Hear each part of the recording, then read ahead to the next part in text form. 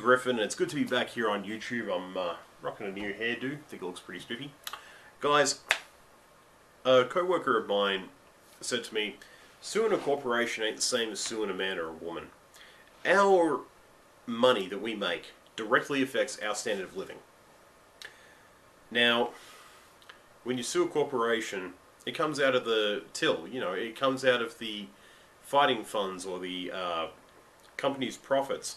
It does not come off the people who benefited from the unethical actions. Their standard of living does not change.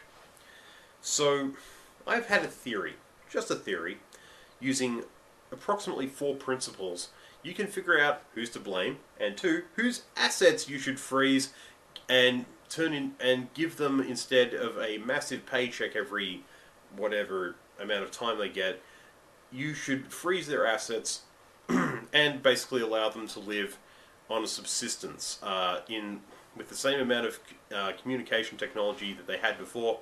So they're basically running the corporation not to profit them, yet to profit their victims, until they are either adequately compensated, if that's at all possible, and if it's just a monetary thing, or until they can live in a state of luxury pretty much for the rest of their lives at those individuals' expense by their corporation working for them.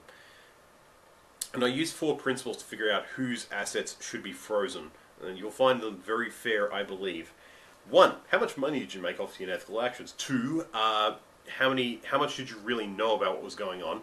And 3, how many opportunities would you have had, practically speaking, to object? Now, you could add a 4th one, which is mitigating circumstances. Somebody holding a gun to your head, as the voluntarists would always describe the government. Was it a bad market? Was this the only job you knew you could get? Were you at risk of being blacklisted? Would you have had to have gone public and gotten blacklisted if you had have objected? All of these things you must know.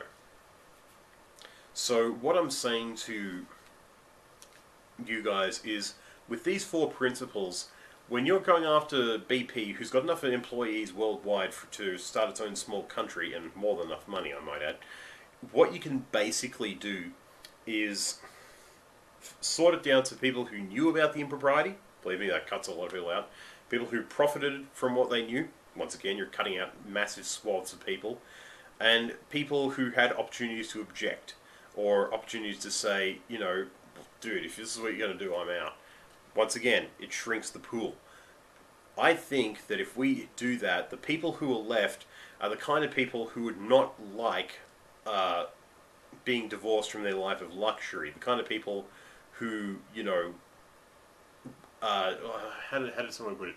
Bill Gates made $200 a second. It was averaged at one point in his earnings from Microsoft, and someone said he could drop $200 and keep on walking. I said that he was the kind of guy who made that kind of money because he didn't drop $200. So what I'm saying to you here is, with this 4-principled system, we can figure out who is legally and morally responsible, or irresponsible in these cases, and we can figure out whose stuff to freeze so that they're living on a reimbursement side of things instead of a profit side of things. And then the corporation is going to work for its victims, and then guess what? We've got some real justice on our hands. And do I think this is ever going to happen?